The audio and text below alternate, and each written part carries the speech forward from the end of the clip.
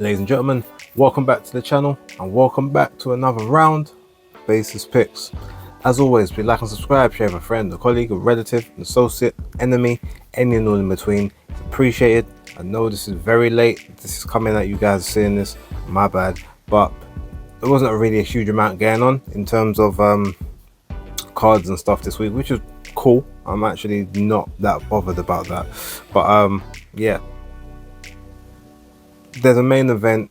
There's maybe one or two fights on the card I'll have a look at, talk about, but probably not. We're going to be talking about Vergil Ortiz Jr. and Erickson Lubin. So, without further ado, let's get into the picks. So, looking at the Golden Boy card taking place tonight, there's a lot of their, I would say, their prospects, like the guys that not ready for title shots yet. But you know, the sort of ones that they're building up, but their prospects move a little differently than, like, say, the prospects in the Matchroom top rank. They're probably a bit more akin to Queensbury, whereas they can be 12, 13, 14, 15 and 0, 16 and 0, some of them even like 22 and 0, and not really have fought anybody, and not be anywhere near a world title, or not be pushing for sort of world title aspirations. And I feel like there's a lot of those kind of guys on this card. Two fights I guess that I'm interested in, I will say, is probably I'm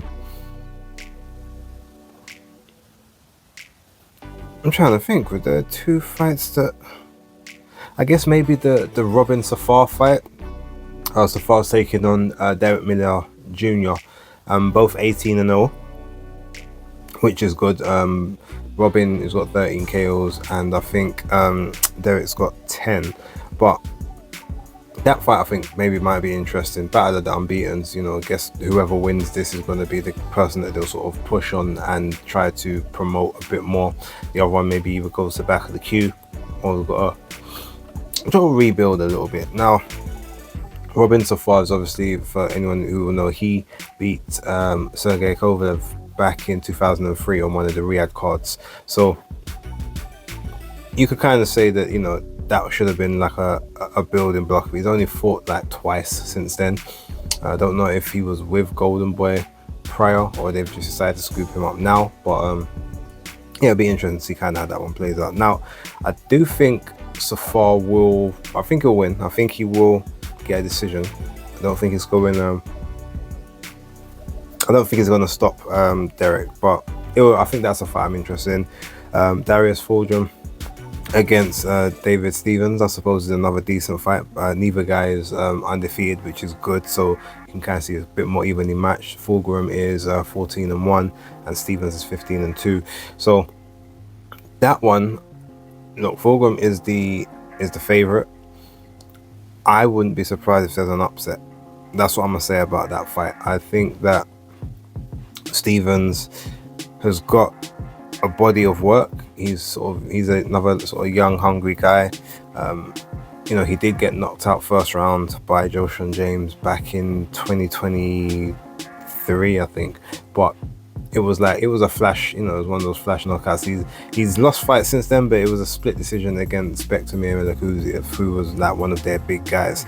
And I guess his reward for sort of that fight and the subsequent ones is this one. And again, this winner stays on. So I think he would be a good I think he will be a good test for Fulgrim, and I would not be surprised if he won the fight. But again, Golden Boy being Golden Boy, they do like to, you know, make sure that who they want to win wins, and that is usually the case unless a knockout happens. So that one I'm a little uneven on. Like, I wouldn't be surprised if Steven wins that, or he wins it and maybe doesn't get the decision. But it is Fulgrim that they are kind of looking at. So tentatively, I will say that I think Fulgrim wins that one. Joshua Edwards is also on the cards, which is, for those who don't know, he's about 25, 6'3", heavyweight, very fast, quick. He's called the Rocket, I think that's his nickname. Obviously, he's not fighting a sort of a great opponent. However, he's also not fighting a scrub by that comparison. Olympian, obviously Joshua Edwards is 4-0, and his opponent that he's facing is 5-1.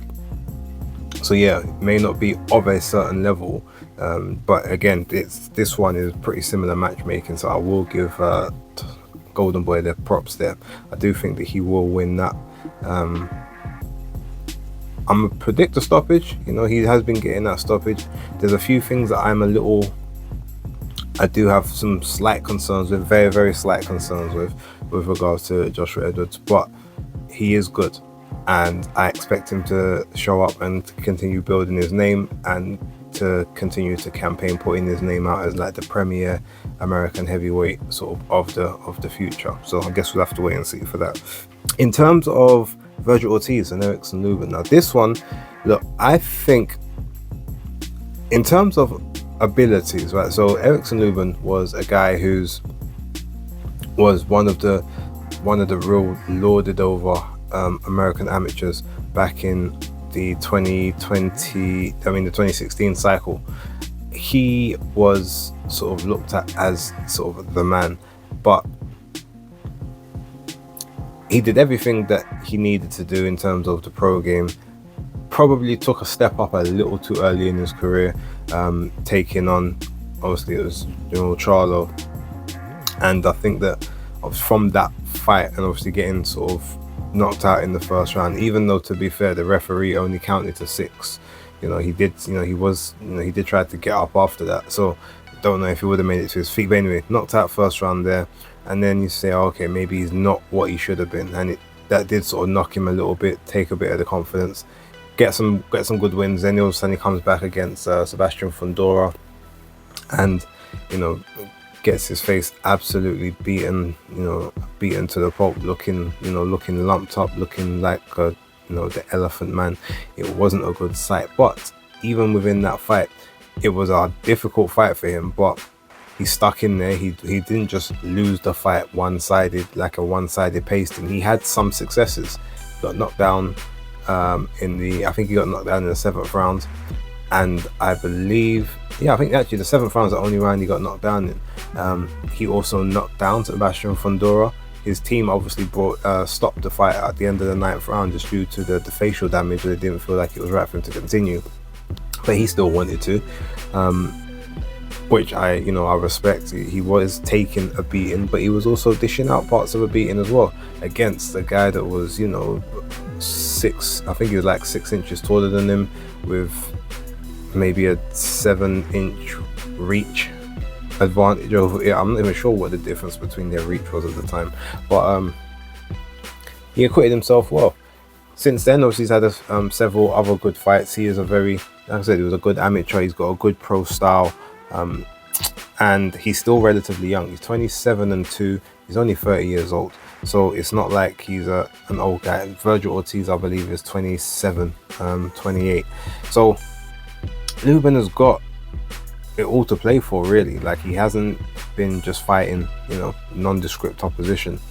Now, the thing that's interesting here, Vergil Ortiz, since moving to 154, light middle or super welter as they call it, apart from the 2 tune-ups that he was given, the 2 knockover jobs just to see if he was over the rhabdomyolysis situation, he hasn't scored any knockouts or knockdowns, when the fact is that when he was at welterweight, he was dropping and stopping everybody.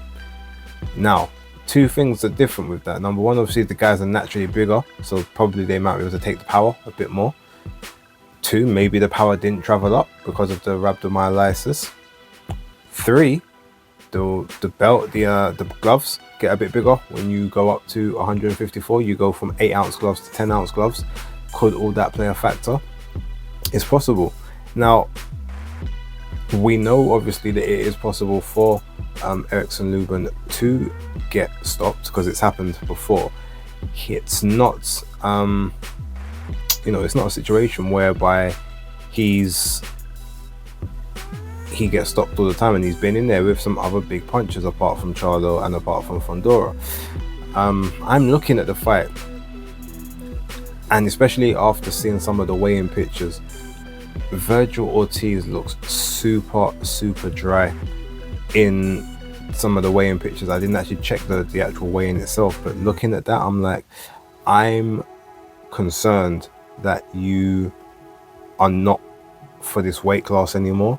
Like, this was a pit stop, maybe you should have went straight to 160, but looking at the way he looked and how dry and how gaunt his face is, now it might look good today, that he might have rehydrated very well and it's fine, but I've not seen him look like that on the scales. Even when he was having fights at 147, I never saw him look like that. So that concerns me, and it could just be a case that this is one fight too many. And again, he's against a guy that's a sort of a naturally bigger, better. He's a boxer puncher, Erickson Lubin, southpaw, which is something that, you know, Vergil Ortiz isn't the greatest with. Something about this fight tells me that Vergil is probably gonna get a gift decision, but you watch the fight and you're gonna believe that Erickson Lubin won through strength of arms, through controlling the pace and being able to sustain against the, you know, the come forward pressure that Vergil Ortiz does like to administer. Definitely a pressure fighter, but Erickson Lubin, to me, can navigate that, and he has faced people with a much similar style to Vergil Ortiz before.